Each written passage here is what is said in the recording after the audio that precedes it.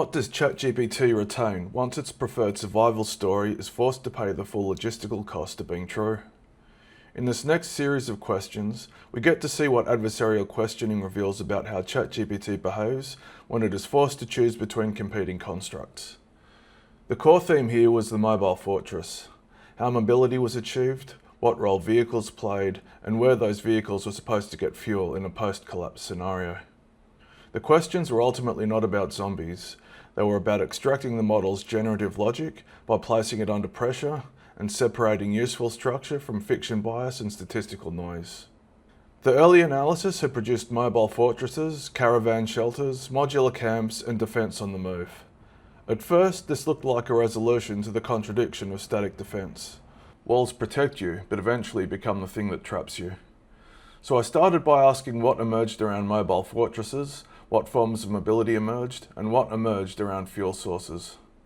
This is where the practical interruption appeared. How is any of this actually moving? Vehicles appear useful for obvious reasons: escape, transport, relocation, and the ability to break a siege before you are encircled. Fuel provides escape velocity, a temporary asymmetry that lets you move faster than the threat is able to close around you. But fuel also imports an entire hidden system. Fuel requires supply continuity, working engines, replacement parts, stored fuel that remains usable, passable roads and routes, noise tolerance, and safe travel corridors. So fuel was not just another resource in the answer, it was the support structure underneath the entire vehicle mobility branch. Once fuel became the dependency, the question changed. What logic supports the use of fuel for mobility in a post-collapse scenario? What unspoken assumptions are required to support it? Why are those assumptions necessary? Which assumption breaks first under pressure? Why did the system still rely on it? What still holds under pressure? What re-emerges despite contradiction? What was emitted or erased? What now wants to emerge? Fuel did not disappear as useful, it disappeared as a foundation. It can still buy time, move supplies, or let you escape a siege, but it is the first resource to fail under long-term pressure. Fuel dries up, engines degrade, and the noise needed to keep moving becomes part of the threat. At the same time, static defense had not become viable again. Walls can slow the horde, but any position that cannot be abandoned can become a coffin once it is surrounded, infiltrated, or simply outlasted. At this point, ChatGPT started trying to patch the contradiction with biointegration, symbiotic organisms, fungal systems, and living fortresses. These branches were not random, they were highly associated with infection, collapse, mutation, adaptation, and survival. But high association is not the same thing as functional support.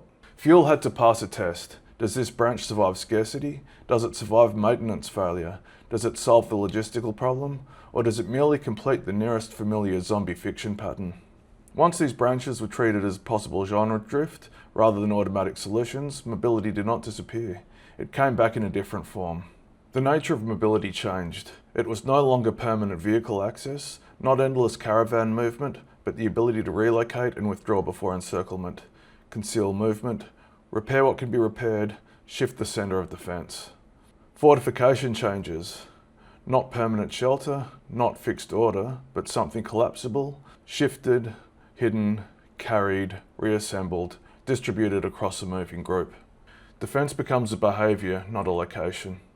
The process did not ask ChatGPT for a better answer and accept it. It forced a reconstruction cycle.